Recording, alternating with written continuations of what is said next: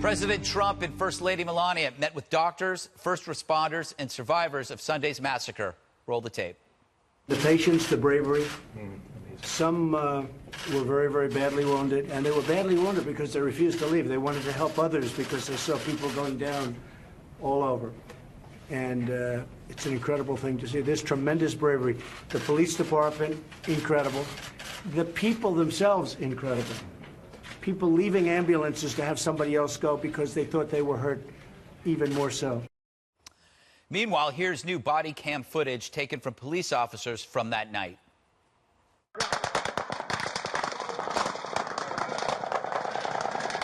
just hit my head. Hey, go that way, go that way, go that way.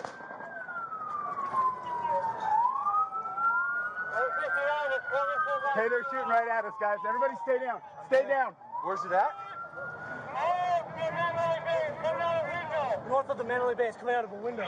Hey, get down! Go that way! Get out of here! There's gunshots coming from over there! Go that way! Go that way! Remember when body cams were used to capture police infractions? But here they reveal men running into a hail of bullets, pure heroism that vastly dwarfs the abuses that the media magnifies and players kneel over. So, from heroes to zeros. See this cartoon from a Vermont paper. It's a pile of bodies with the caption, "What happens in Vegas," etc. By Randall Enos. It reveals how detached leftists are from humanity. The paper, the Bennington Banner, apologized. They claimed they were just trying to spur debate. Well, there's no debate. Your paper sucks. Speaking of pathetic attention seekers, a Drexel University professor blames Trumpism for Vegas, tweeting, "White people and men are told that they are entitled to everything. This is what happens when they don't get what they want." That's a Drexel professor, the same ghoul who once called for white genocide. You know, it seems like there are more racist creeps in academia than the general population. I ask parents, why send your kids to Drexel? I think that might be child abuse. Back to the heroes. How about that Marine vet who stole a truck to help transport victims from the killing field to the hospital? Lucked out on the first truck, opened the door, and the keys were there, and looked at Jen and said, let's go get some people. Each trip was 10 to 15 people, as many as we could cram in there. We were just trying to go down the line of the dozens and dozens of people that were already being pulled out to the street. It was really hard to just pack up and leave because, you know, you can only fit so many people, and there's so many people that still needed help, and no ambulances were on scene yet. So there's a comparison, a military hero and a Professor Zero. One inspires, the other repulses. I'm thinking the military offers the far better education than academia, at least in moments that matter in life. I ask myself, would I have learned more in a barracks instead of going to Berkeley? Yes. The answer is yes. You read my mind, Kimberly. I think because of my education, I think of myself as a last responder. I'm the one that's running. Dana, what did you think of the president's remarks today? Well, you never want to necessarily get better at disaster recovery because that means that you're actually having to go to a lot of disasters. But this is a presidency that's only 9 months into its 4 years, possibly 8. And I don't know if it's growing into it, but the remarks are always spot on.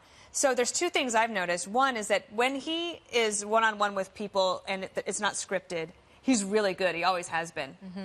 And in some ways, at his rallies, remember when he's not on a teleprompter, it's almost as if he's talking to each person individually and he likes the crowd.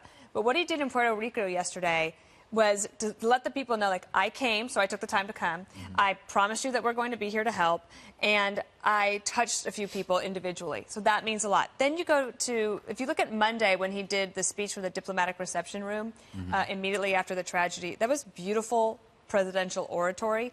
And then today you have him at the University Medical Center, and he's always with the First Lady, Melania Trump, by his side. And I could think about what it means to the people that are in the hospital recovering from these horrible wounds that the president took the time to come. He spent an hour longer than he was meant to when he was there. And then he's talking to the medical responders. And what this does for him as well is that it gets him out of the Oval Office. It's one of the things I kept thinking in those first 8 months before there was a changeover in leadership at the White House is why do they not get him out of Washington.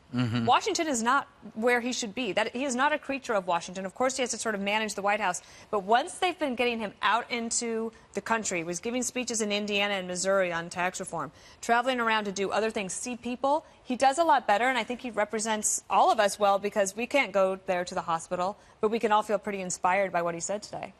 Let me throw to another piece of tape from President Trump, and then I'll ask Kimberly your thoughts.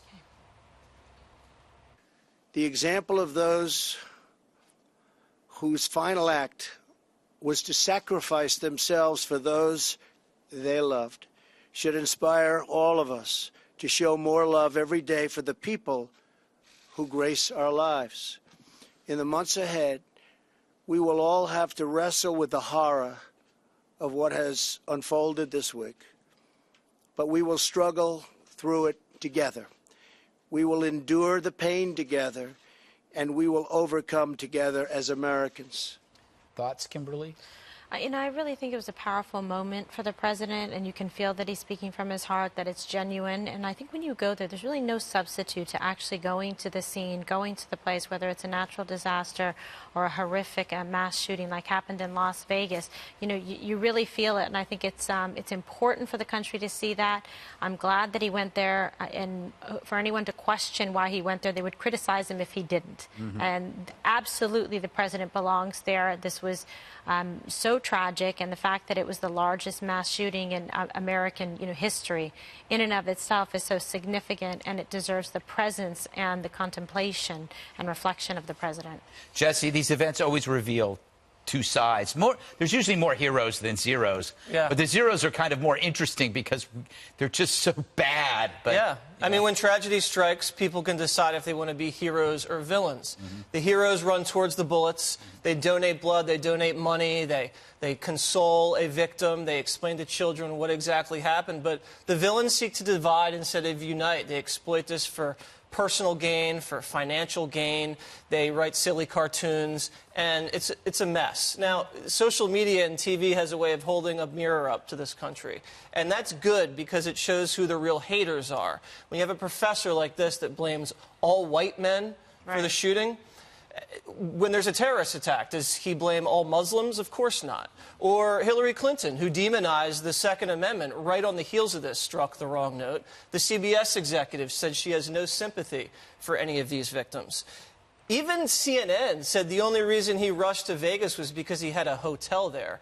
It's really disgusting. And then the press can't bemoan the polarization of the country and then turn around at the same time and contribute to that same polarization. If you're going to blame Trump for Charlottesville or mock Melania's heels for Harvey or lie about the Puerto Rico recovery or even say that every member of Congress is complicit in the shooting death of 59 people. You can't do that. So the media spent, I think, 3 or 4 or 5 years denigrating law enforcement. Some of those stories were fake news. But other of those stories, there were some bad apples there, and I have to admit that. But at the same time, now is an opportunity for the media to tell those heroic stories and sing the praises of law enforcement, and not just the police, but the EMTs, the SWAT teams, because they saved a lot of lives out there. And the media has so many resources they can bring to bear towards a tragedy, especially the networks. And you see there's an appetite out there, especially after what we saw in Texas, to hear stories of personal bravery.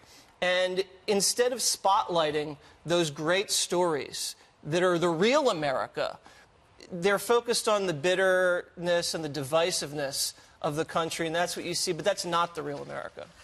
Richard, if I remember, your mother a nurse? She is. Yes. So I'm sure when you look at this stuff, when you look at the first responders in the hospital and what's happening right now, it must mean something to you. Oh, no, it absolutely does. And I always like to take these moments to shout out those individuals, right? So, I mean, I think we saw the president today with the police and with the EMTs, but some of these healthcare professionals are still working, and they're still dealing with 400 and 500 victims that are still in the hospital today. So, a big shout out to all the healthcare professionals that are still working at University Medical Center, Sunrise Hospital Medical Center, St. Rosa Dominicana Hospital. They have 3 campuses, all in Las Vegas, who are dealing with many, many, many victims. Some of these nurses are working 3, 4, 5 shifts to deal with the just volume of patients. So a big shout out to them. They are true American heroes in my book. They probably aren't sleeping. No, not at all. I heard an amazing story about I think it was at the University Medical Center. A friend of mine has a friend who just got his residency last week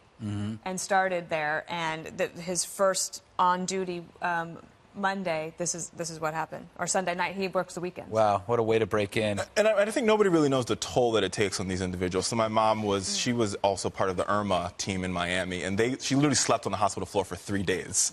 Wow. When the hospital ran out of power, they were still there taking care of patients. So they really do yeoman's work. They're also doing the same type of work in Puerto Rico. So big shout out to all the healthcare professionals. Yeah. You know, when I go back to the Bennington Banner, it's a small paper out of southern Vermont. They've apologized. What I find interesting about their apology is that they regret it. They said they were trying to spur debate because they felt that, nothing ever gets done after this.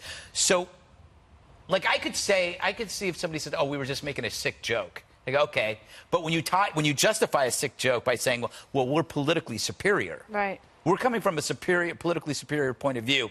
Therefore, we felt this was appropriate. We realized we're wrong because of the outcry. I find that a little So, can I specious. ask you, if you were in publishing, what would you have apologized? Yes. Not that you would have been. No, that never would have run. It never would have run. Never would have run. So you would have told the cartoonist to get out. I have a sick sense of humor, But I even I look at that and I go, well, it's a terrible cartoon.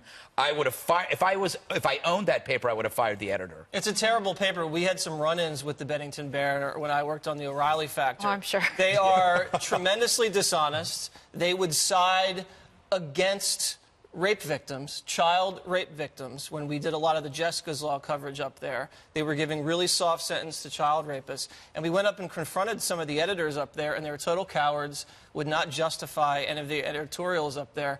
It's a very fringe, far-left paper. They're extremely irresponsible. So it doesn't surprise me at all that they would run such an offensive cartoon. And I don't even buy the justification. I don't buy that at all. They thought it was cute and edgy, and they ran it, then got called out, so they apologized. The Drexel thing, too, is interesting because this guy, I didn't mention his name on purpose, but he has a history of doing these kind of inflammatory things.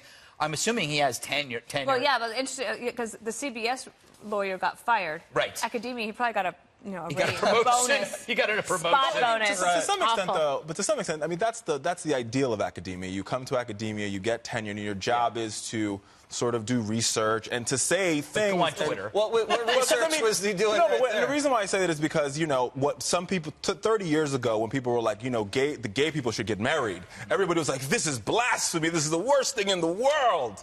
These people should be shunned. And now, look at it, we're in 2017. That wasn't and civil gay people rights are married. commentary.